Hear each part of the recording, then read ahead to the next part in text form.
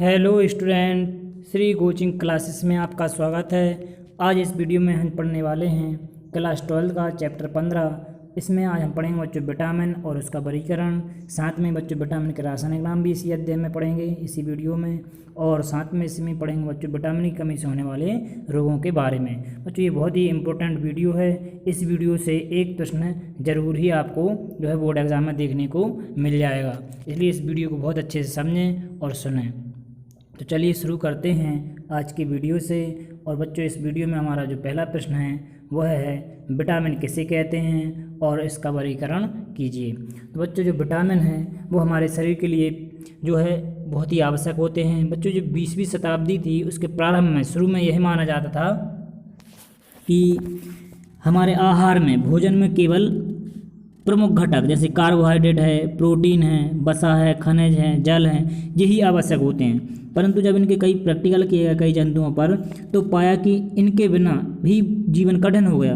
तो आहार में कुछ क्या होता है, अतिरिक्त तत्वों की उपस्थिति को हॉपकिंस ने पहचाना। हॉपकिंस एक साइंटिस्ट थे, उन्होंने इसको पहचाना। कौन से साइंटिस्ट थे? हॉपकिंस। तो आपको ये याद रखना है कि हॉपकिंस ने पहचाना, कई प्रैक्टिकल किए और पहचाना कि भैया इनके अलावा भी और भी चीज़ों की ज़रूरत पड़ती है। इनमें से अधिकांश जो होते थे वो कैसे होते थे? कार्बनिक यौगिक थे। इस तरह का पहला पदार्थ चावल के छिलके से प्राप्त हुआ। किससे प्राप्त हुआ? चावल के छिलके से प्राप्त हुआ इस तरह का पहला पदार्थ जिनकी हमें अतिरिक्त मात्रा में आवश्यकता पड़ती है। ठीक, अब जो विकास के लिए जो है महत्वपूर्ण साबित हुआ, चावल के छिलका जो प्राप्त हुआ उससे विकास के लिए बहुत ही महत्वपूर्ण साबित हुआ। बाद में पता चला कि यह एक एमीन है। ठीक, और फंक ने इसे विटामिन नाम दिया। फंक जो साइंटिस्ट थे ये कह सकते हैं कि बच्चों शुरुआत इन्होंने की थी विटामिनों की खोज की। फंक ने उसको क्या नाम दिया? विटामिन नाम दिया, अर्थात वाइटल एमीन। इसको अगर हम विच्छेद करके बोलें तो वाइटल एमीन, जिसका अर्थ है महत्वपूर्ण एमीन। ठीक है, बाद में विटामिन को बदलकर विटामिन कर दिया गया क्योंकि सभी विटामिन एमीन नहीं थे। ठीक, विटामिन जो आप बोल रहे थे वाइटल एमीन को बदल के क्या कर दिया? विटामिन कर दिया गया। ठीक, तो ये थे बच्चों इसकी बेसिक जानकारी आपको। और इसके बाद परिभाषा के रूप में अगर हम देखें तो बच्चों इसकी जो परिभाषा है वो इस प्रकार से है कि बेकार्बनिक यौगिक जो सूक्ष्म मात्रा में शारीरिक विकास हमारे शरीर के विकास और उसकी वृद्धि के लिए विभिन्न जैविक क्रियाओं को, हमारे अंदर जो प्रक्रियाएँ होती हैं, जैविक क्रियाएँ होती हैं, उनको सुचारू रूप से चलाने के लिए जो आवश्यक होते हैं उन्हें हम क्या कहते हैं? विटामिन कहते हैं। और उनमें बच्चों रोगों से लड़ने की क्षमता होती है, इसलिए हम क्या कहते हैं? इनको रोग प्रतिरोधक गुण भी कह सकते हैं कि रोग प्रतिरोधक गुण विटामिनों में होते हैं। ठीक है, अब जो क्या करते हैं, स्वास्थ्य को बनाए रखने में इनकी सूक्ष्म मात्रा ही आवश्यक होती है, इसलिए इन्हें भोजन में दे दिया जाना चाहिए क्योंकि जीव जो है इसका संश्लेषण नहीं कर सकते। ये स्वयं तो बहुत कम ऊर्जा प्रदान करते हैं परंतु शरीर में इनकी ऊर्जा बहुत महत्वपूर्ण योगदान देते हैं। ठीक है, अब इसके बाद हम आते हैं बच्चों इसके वर्गीकरण पर। तो वर्गीकरण में बच्चों यहाँ पर विटामिनों को निम्न 2 वर्गों में बांटा गया है। 2 वर्गों में से मतलब एक बच्चों यहाँ पर है जल में विलीय विटामिन जो जल में घुल जाते हैं, ऐसे विटामिन। इसके अंदर बच्चों जो है विटामिन बी समूह और विटामिन सी आते हैं। विटामिन बी समूह में बच्चों बहुत सारे विटामिन हैं जिनमें से कुछ B1 है, B2 है, B6 है, ठीक है, इंपॉर्टेंट है कुछ, और B12 है, और भी हो सकते हैं। तो इस प्रकार बच्चों ये विटामिनों का बहुत सारा समूह है, इसलिए इसको विटामिन बी समूह और विटामिन सी जो है इसके अंतर्गत आते हैं। और जो बच्चे दूसरा है वसा में विलीय विटामिन, इसके अंतर्गत बच्चों जो है आपके चार विटामिन जैसे कि विटामिन के, विटामिन ई, विटामिन डी और विटामिन ए, ये 4 विटामिन इसमें आते हैं। और बाकी 2 विटामिन जो हैं और उनका समूह जो है जल में विलीय विटामिन के अंतर्गत आता है। और बच्चों जो वसा में विलीय विटामिन है ये जो है वसा में, तेल में, अल्कोहल ईथर में तो घुलनशील हैं, जल में घुलनशील नहीं होते।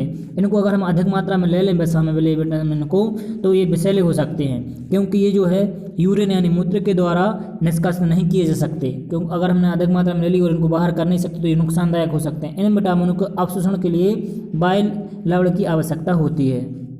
ठीक है, अब इसके बाद बच्चों हम आते हैं नेक्स्ट प्रश्न की तरफ, जो कि हमारा बहुत ही इम्पोर्टेंट है और इस प्रश्न से जो है बच्चों प्रश्न जरूर बनता है। और इस प्रश्न में बच्चों दिया हमारा कि विटामिन के रासायनिक नाम बताना है और उनकी कमी से होने वाले रोगों के नाम, कि कौन से विटामिन से क्या कौन सा रोग होता है और उसका नाम क्या है रासायनिक। ठीक है बच्चों, जो विटामिन ए है, यहाँ पे आप चाहें तो सारणी बनाकर इस प्रकार से आप जो है सारणी बना के जो इनको लिख सकते हैं। तो विटामिन ए जो है बच्चों यहाँ पर वो जो है रेटिनॉल आता है आपका, इसका रासायनिक नाम, और विटामिन ए का रासायनिक नाम रेटिनॉल है। इससे होने वाला रोग बच्चों रतौंधी है। ठीक है, आपको ये बहुत अच्छे से याद रखना है, क्योंकि ये बहुत बार पूछा जा चुका है, कई बार ये कॉम्पिटिशन एग्जाम में भी पूछा जा चुका है। इसलिए आपको इनको बहुत अच्छे से याद रखना है कि इसकी कमी से जो है कौन सा रोग होता है, रतौंधी नाम का रोग होता है। ठीक, इसके बच्चों जो विटामिन ए के स्रोत होते हैं, आपको स्रोत भी याद रखना। स्रोत मतलब ये कहाँ से मिलता है हमें विटामिन ए, तो बच्चों मछली का जो जिगर है, शार्क हेलवेट है, कॉड लीवर ऑयल है, अंडे की पीली जर्दी होती है, आपने देखा होगा, पनीर है, मक्खन है, इनसे हमें क्या मिल जाता है, विटामिन ए मिल जाता है। ठीक, इसके बाद बच्चों हमारा जो दूसरा विटामिन है विटामिन बी, इसको हम विटामिन बी1 भी कह सकते हैं, जिसका रासायनिक नाम है थायमीन, और इससे बच्चों जो है बेरी नाम का रोग हो जाता है। ठीक है, बेरी रोग आपको यहाँ पर इसका याद रखना है विटामिन बी1 का। और इसके जो बच्चों स्रोत की अगर हम बात करें विटामिन बी1 के, तो विटामिन बी1 जो है इसमें होता क्या, पहले ये समझ लीजिए कि थायमीन की कमी से भूख कम लगती है। ठीक है, थायमीन की कमी से जो है अगर इस विटामिन की कमी हो जाए तो भूख कम लगेगी, वजन घट जाता है, विकास रुक जाता है, इसके अलावा बेरी नामक रोग हो जाता है, जिसके कारण मांसपेशियाँ क्या हो जाती हैं, बेरी रोग में दुर्बल हो जाती हैं, शरीर सूज जाता है और हृदय रोगों की संभावना भी बढ़ जाती है। ठीक, तो ये इसके कुछ कमी से होने वाले इनके रोग हैं। और इसके बाद बच्चों विटामिन बी के जो समूह के जो स्रोत हैं वो अनाज हैं, चावल की भूसी, गेहूं की भूसी, ईस्ट, जिगर, अंडे और मछली इसके अच्छे स्रोत हैं विटामिन बी के।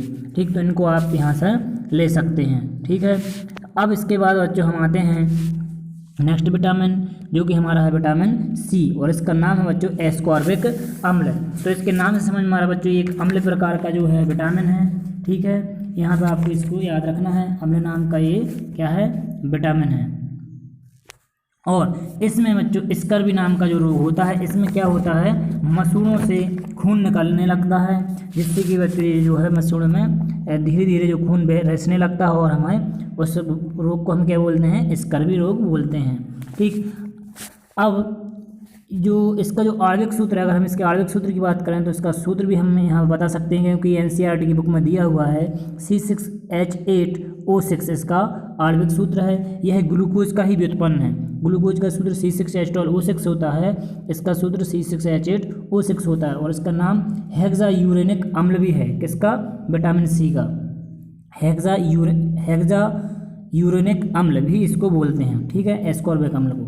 अब इसके स्रोतों की बात करें अगर हम, तो ये कहाँ से मिलता है एस्कॉर्बिक अम्ल, हमें फलों से मिलता है, पत्तेदार सब्जियों से मिलता है, पीयूष ग्रंथि से भी निकलता है, तिली से निकलता है, तिल्ली से, थाइमस ग्रंथि होती है एक, गुर्दा से, हृदय की मांसपेशियाँ, ये सब विटामिन सी के स्रोत हैं। ठीक, अभी कोई जानवरों से मिल सकते हैं हमें, जो हृदय, गुर्दा था। ठीक है, आंवला जो है एस्कॉर्बिक अम्ल है, आंवला एस्कॉर्बिक अम्ल और विटामिन सी का मुख्य स्रोत है।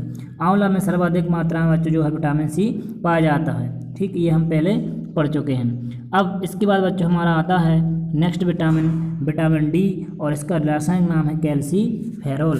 क्या है, विटामिन डी का नाम है, रासायनिक नाम कैल्सीफेरॉल, और कैल्सीफेरॉल इसका नाम है। इसकी कमी से बच्चों रिकेट्स नाम का रोग हो जाता है। रिकेट्स इंग्लिश नेम है, इसको हिंदी में बच्चों हम सूखा रोग भी बोलते हैं, सूखा रोग या रिकेट्स। ठीक है, ये जो बच्चों इसमें होता क्या है, इसमें छोटे जो बच्चे रहते हैं उनकी जो पाँव की या पैरों की जो हड्डी रहती हैं वो मुड़ जाती हैं या लचीली हो जाती हैं। इस रोग को हम क्या कहते हैं, रिकेट्स रोग कहते हैं, सूखा रोग या सूखिया रोग इसको हम कहते हैं। अब हम अगर बात करें तो बच्चों विटामिन डी भी 3 या 2 प्रकार का होता है। शरीर में विटामिन डी स्टेरॉल से बनते हैं। किससे बनते हैं, शरीर में विटामिन डी स्टेरॉल से बनते हैं। आपके एनसीईआरटी की बुक में बच्चों ये सब दिया हुआ है, आप पढ़ सकते हैं। स्टेरॉल से इनका निर्माण होता है, और विटामिन डी मुख्य रूप से 2 रूपों में पाए जाते हैं। उनमें से एक रूप है बच्चों विटामिन D2 और एक रूप है बच्चों विटामिन D3। तो ये आपको याद रखना है। विटामिन D2 को बोलते हैं एर्गो कैल्सीफेरॉल और जो D3 को बोलते हैं कोली कैल्सीफेरॉल। ठीक, ये आपको यहाँ पर याद रखना है। अब इसके बाद बच्चों अगर हम बात करें इनके स्रोत की विटामिन डी के, तो विटामिन डी के जो स्रोत होते हैं पेड़ पौधों में विटामिन D2 पाई जाती है और विटामिन D3 जो है सूर्य के प्रकाश की उपस्थिति में त्वचा में बनती है, अपने स्किन में बनती है। मछली के तेल और जीव जंतुओं की वसा में भी विटामिन D3 पाई जाती है। ठीक, अब इसके अगर हम हानिकारक प्रभाव की बात करें तो हड्डियों में पाए जाने वाले ऑस्टियोकैल्सिन, हमारे शरीर में हड्डियों में ऑस्टियोकैल्सिन का संश्लेषण बढ़ाता है। ठीक, जिससे हड्डियों के ऊतकों का खनिजीकरण बढ़ाता है। विटामिन डी पैराथायरॉयड हार्मोन से भी संबंधित है, तो ये अपन को यहाँ पे याद रखना है। और इसकी कमी से अगर रोगों की बात करें तो हम अभी बता चुके हैं आपको रिकेट्स नाम का जो रोग है वह है बच्चों और वयस्कों में। बच्चों में रिकेट्स नाम से जानते हैं और वयस्कों में बच्चों ऑस्टोमलेशिया नाम का जो है रोग हो जाता है। ठीक, विटामिन डी की कमी से ऑस्टोमलेशिया। ठीक, इस प्रकार से आपको याद रखना है। ऑस्टोमलेशिया इसका वयस्कों में होने वाला रोग है, बल बच्चों में जो है वो रिकेट्स नाम का रोग होता है। इसमें क्या होता है रिकेट्स में बच्चों, ये आपको थोड़ा सा यहाँ पर जानकारी बता दें कि रिकेट्स रोग में नर्म एवं लचीली हड्डियाँ इस रोग की पहचान है। अगर हमें रिकेट्स पहचानना है तो नरम और लचीली हड्डियां हैं, झुके पांव, पसलियों के जोड़ पर मन के जैसे सूजन और दांत निकलने में देरी इस बीमारी के अन्य लक्षण हैं। और जो बच्चों ऑस्टोमलेशिया नाम का रोग है वयस्कों में होता है, इसे वयस्कों का रिकेट्स कहा जाता है। और कैल्शियम और फास्फोरस का अनुपात जब 30 से कम हो जाता है तथा नसों तथा मांसपेशियों में दर्द रहना शुरू हो जाता है इस रोग में। ठीक, क्या क्या हो जाता है इस रोग में, नसों और मांसपेशियों में दर्द होना शुरू हो जाता है जब कैल्शियम फास्फोरस का अनुपात 30 से कम हो जाता है। ये थे बच्चों विटामिन डी। अब इसके बाद बच्चों हम बात करते हैं विटामिन ई और विटामिन के की, और इसके अलावा कुछ और विटामिन भी हैं तो उनके बारे में हम समझते हैं थोड़ा। तो देखिए विटामिन जो ई है इसका रासायनिक नाम बच्चों टोकोफेरॉल है। ठीक है, और इससे बच्चों जो है बांझपन नाम का रोग होता है। इसमें यह रोग बच्चों मुख्य रूप से महिलाओं में पाया जाता है और इस विटामिन की कमी से मांसपेशी के रेशों में कमजोरी आ जाती है। ठीक, इससे नवजात शिशुओं में कमजोर RBC यानी खून की कमी हो जाती है। और विटामिन ई शक्तिशाली वसा विलेय एंटीऑक्सीकारक है। यहाँ पर यह चीज़ आपको याद रखना है। ठीक, अब इसके बाद बच्चों आता है हमारा विटामिन के। इसका रासायनिक नाम है फिलोक्विनोन। क्या है, फिलोक्विनोन इसका रासायनिक नाम है। और इससे बच्चों जो बहुत ही इंपॉर्टेंट है, रक्त का थक्का नहीं जमता है। अगर इसकी कमी बच्चों हो जाती है विटामिन के की, रक्त का थक्का नहीं जमता। रक्त का थक्का क्या होता है तो वो समझने के लिए बच्चों यहाँ से समझिए, जब हमें चोट लग जाती है तो खून बहता है।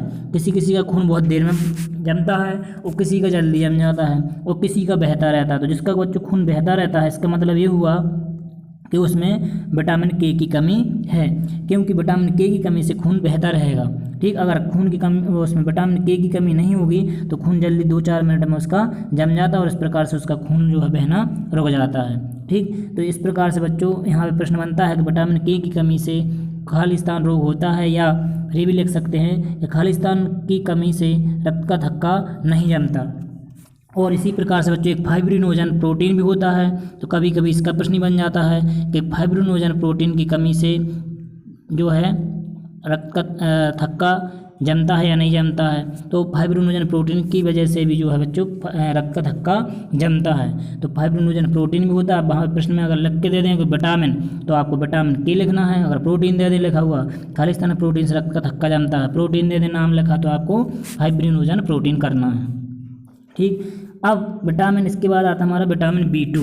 और विटामिन B2 में बच्चों जो है राइबोफ्लोविन इसका रासायनिक नाम है। इससे छाले हो जाते हैं, कीलों से साने होंठों का फटना भी इसी विटामिन की कमी से होता है। ठीक है, इसकी कमी से हमें जो फेमस रोग है जिसको नाम से जानते हैं बच्चों पेलैग्रा। ठीक, पेलैग्रा नाम का जो रोग है इस विटामिन B2 की कमी से ही होता है। मुंह के किनारे पर फटन, जीभ में प्रदाह, आँखों की बिनाई, ठीक, कमजोरी हो जाना, प्रकाश से डर और शरीर में खुजली का होना विटामिन डी की जो है कमी के लक्षण हैं। ठीक, विटामिन B2 की कमी की ये लक्षण है, ये आपको यहाँ पर याद रखना है। इसके बाद बच्चों हमारा नेक्स्ट विटामिन आता है विटामिन B6। और विटामिन B6 का नाम है पिरिडॉक्सिन या इसको पायरिडॉक्सिन भी कहते हैं। और इसकी कमी से बच्चों जो है एनीमिया या डर्मेटोसिस डर्मेटोसिस इंग्लिश नेम है। यहाँ पर इसका हिंदी हम बोलें तो त्वचा से संबंधित रोग है बच्चों, ये स्किन से संबंधित रोग इसमें हो जाते हैं विटामिन B6 में, B6 की कमी से। ठीक है, इसे हम क्या कह सकते हैं, पेलेग्रा रोकने वाला विटामिन भी कहते हैं। इसलिए इसके प्रभाव से पेलेग्रा रोग हो जाता है, अगर ये कम हो जाता है तो। त्वचा रोग, अतिसार, जीभ में प्रदाह, मानसिक रोगों के इसके लक्षण हैं। ठीक, पेलेग्रा के लक्षणों से संबंधित इससे बच्चों जो डिमेंशिया मानसिक रोग है और एक डर्मेटाइसिस जो कि एक चर्म रोग या त्वचा रोग है, ये इससे रोग होते हैं। ठीक, अब इसके बाद बच्चों हम बात करते हैं लास्ट विटामिन हमारा विटामिन B12। और विटामिन B12 का रासायनिक नाम है जो रसायनो कोबालैमीन। अब बच्चों यहाँ पर बच्चों उसके नाम से समझ में आ रहा है कि इसमें कोबाल आ रहा है, मतलब इसमें कोबाल्ट धातु होती है, तो यहाँ से एक विकल्प बनता है कि विटामिन B12 में पाई जाने वाली धातु है तो कोबाल्ट है यहाँ पर। ठीक है, आपको याद रखना है कोबाल्ट यहाँ पर क्या है, विटामिन B12 में पाई जाने वाली धातु है। और इसकी कमी से जो रोग होता है वो है घातक एनीमिया, मतलब खतरनाक जो एनीमिया है। ठीक है, इसमें इसकी संरचना की अगर हम बात करें तो इसमें कॉर्न वलय होता है जिसमें पायरोल, एक पायरोल नाम का भी एक संरचना होती है, सूत्र होता है। पायरोल के 4 वलय एक कोबाल्ट परमाणु को घेरे रहते हैं। ठीक, और मध्य में कोबाल्ट परमाणु की एक ओर बेंजाल्डिजोल बेंजीमेडाजोल जुड़ा होता है और दूसरी तरफ राइबोस जुड़ा होता है।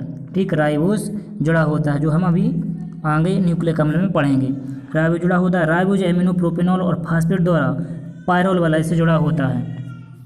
ठीक, ये आपको इतना ज़्यादा डीपली नहीं करना है, बस आप सीधे सीधे से याद रखिए यहाँ पर इसमें कि विटामिन B12 का रासायनिक नाम साइनोकोबालैमिन है, इससे घातक एनीमिया नाम का रोग हो जाता है। ठीक, इस प्रकार से बच्चों ये हमारा जो है विटामिनों के रासायनिक नाम और उसके रोगों के नाम यहाँ पर कंप्लीट हो जाते हैं। ये आपको बहुत अच्छे से याद रख लेना है। इसकी ट्रिक्स बच्चों हम आपको बाद में प्रोवाइड कराएंगे जिससे आप बहुत अच्छे से आसानी से इनको याद कर सके। अब बच्चों हम बात करते हैं कुछ विटामिनों से जुड़े हुए प्रश्नों के बारे में कि ऐसा क्यों ये लॉजिकल प्रश्न कहलाते हैं। तो प्रश्न में है आपका नेक्स्ट, एक खून जमने की प्रक्रिया में, खून जो जमता है उसकी प्रक्रिया में कौन सा विटामिन सहायक है। तो बच्चों अभी हमने आपको बताया था कि विटामिन के जो है खून जमाने की प्रक्रिया में सहायक होता है। और पूछा है कि इसकी कमी से क्या होता है, तो इसकी कमी से बच्चों खून जल्दी जल्दी बहने लगता है। अब यहाँ पे लिखा है इसके कारण खून जल्दी जमता है अगर ये उपलब्ध है तो। इसकी न्यूनता मतलब कमी, इसकी कमी से खून जल्दी नहीं जमता। दुर्घटना में खून के रिसाव को रोकने के लिए यह अत्यंत आवश्यक होता है। तो ये इसका आंसर था। लॉजिकल प्रश्न है, आपको याद रखना है। इसके बाद बच्चों नेक्स्ट प्रश्न है हमारा विटामिन ए और विटामिन सी। तो विटामिन ए और विटामिन सी के क्या कार्य हैं, ये आपका 2 नंबर का प्रश्न यहाँ पर बनता है कि विटामिन ए की कमी से बच्चों हमने ये बताया आपको रतौंधी नाम का रोग हो जाता है। अभी हमने बच्चों जो पिछला प्रश्न आपको पढ़ाया, अगर आप उसको अच्छे से अध्ययन कर लेते हैं तो आपके लॉजिकल प्रश्न आप वैसे ही कर सकते हैं, क्योंकि ये रतौंधी रोग हम पढ़ ही चुके, विटामिन ए की कमी से रतौंधी रोग होता है। और इसकी अगर निरंतर कमी हो जाती है तो आँखों का जो कॉर्निया होता है वो कड़ा यानी कठोर हो जाता है। इसलिए हमें विटामिन ए भोज्य पदार्थ में लेना चाहिए। भोज्य पदार्थों में क्यों लेना चाहिए, क्योंकि बच्चों हमारा शरीर विटामिनों का निर्माण नहीं कर सकता, इसलिए इनको भोज्य पदार्थों के रूप में लेते हैं। विटामिन सी की कमी से स्कर्वी नाम का रोग होता है, जो समुद्र के किनारे रहने वाले लोगों को अक्सर विटामिन सी की कमी के कारण सूखिया रोग या सूखा रोग, जिसको हम रिकेट्स के नाम से जानते हैं, हो जाता है। इसके अलावा मसून से खून निकलना विटामिन सी की कमी के लक्षण हैं। जितने भी नींबू जाति के फल होते हैं, मतलब खट्टे फल होते हैं, उनमें विटामिन सी होता है। आंवले में है सर्वाधिक होता है विटामिन सी। ठीक, इसके बाद अब हमारा बच्चों नेक्स्ट प्रश्न हमारा है विटामिन ए के लिए गाजर खाना लाभदायक है, जबकि गाजर में विटामिन ए होता ही नहीं। हम जानते हैं कि बच्चों गाजर में विटामिन ए पाया जाता है, ये हम जानते हैं, सुनते आ रहे हैं, लेकिन होता क्या बच्चों, विटामिन ए गाजर में नहीं होता, उसमें निर्माण हो जाता है इसका। देखिए क्या है इसका आंसर, गाजर में बीटा कैरोटीन होता है। इसको आपको याद रखना है, गाजर में कौन सा कैरोटीन होता है, ये प्रोटीन एक तरह का बीटा कैरोटीन होता है, जो आंतों के म्यूकोसा द्वारा विटामिन ए में परिवर्तित हो जाता है। कौन, बीटा कैरोटीन कैसे बदल जाता है, म्यूकोसा द्वारा विटामिन ए में बदलता है, इसलिए बीटा कैरोटीन को प्रो विटामिन ए भी कहते हैं। और इसी वजह से बच्चे जो है ऐसा कहा जाता है कि विटामिन ए के लिए गाजर खाना आवश्यक है, क्योंकि विटामिन ए भले नहीं होता लेकिन वो उसके विटामिन बी, गाजर में जो विटामिन बीटा कैरोटीन होता है वो विटामिन ए में बदल जाता है, इसके द्वारा म्यूकोसा के द्वारा। ठीक, इसके बाद बच्चों नेक्स्ट प्रश्न है हमारा का हमें हरी पत्तेदार सब्जियों को प्रतिदिन क्यों खाना चाहिए। तो हरी पत्तेदार सब्जियों में जल में विलेय विटामिन होते हैं जो जल में घुल जाते हैं और जो शरीर में संचित नहीं हो पाते, क्योंकि जल हमारे शरीर से विटामिन जो शरीर से जो है मूत्र के द्वारा यूरिन के द्वारा शरीर से बाहर निकल जाता है, इसलिए प्रतिदिन इनकी पूर्ति करने के लिए हरी पत्तेदार सब्जियों को खाना पड़ता है। ठीक, हमारे शरीर से जो बाहर हो जाते हैं, इस वजह से इनको हर दिन खाना पड़ता है। नेक्स्ट हमारा प्रश्न बनता है, छोटा है और ये आपको बेसिक जानकारी के रूप में याद रखना है कि ए विटामिनोज हम यहाँ पे मात्रा है और इसी प्रकार हाइपर विटामिनोज क्या होते हैं। तो ए विटामिनोज बच्चों वो होता है जब शरीर में एक से अधिक विटामिनों की कमी हो जाए, एक आध विटामिन की चल जाए कोई दिक्कत नहीं, लेकिन एक से जब ज़्यादा विटामिनों की कमी हो जाती है तो ये स्थिति ए विटामिनोज कहलाती है। और हाइपर विटामिनोज किसे कहते हैं, तो जब वसा में घुलनशील विटामिन जब शरीर में आवश्यकता से अधिक संचित हो जाती है, यहाँ पर कमी हो रही थी, यहाँ पर आवश्यकता से अधिक संचित हो रहे हैं, तो यह स्थिति हाइपर विटामिनोज कहलाती है। ठीक, इस प्रकार से आपको ये याद रखना है। और हमारा लास्ट और अंतिम प्रश्न है कि हमारे शरीर में विटामिन सी संचित क्यों नहीं होता। तो बच्चों आपको पता है कि हम जानते हैं विटामिन सी जो है वो जल में घुलनशील होता है। ठीक, यह हमारे शरीर में संचित नहीं होता क्योंकि जो जल में घुलनशील होते हैं वो हमारे शरीर से मूत्र या यूरिन के द्वारा आसानी से निष्कासित हो जाते हैं, इसलिए विटामिन सी हमारे शरीर में संचित नहीं होता। तो बच्चों आज का जो वीडियो लेक्चर है हम यहीं पर समाप्त करते हैं और मिलते हैं नेक्स्ट वीडियो में। तब तक के लिए बने रहिए हमारे चैनल श्री कोचिंग क्लासेस पे मंच पर। धन्यवाद।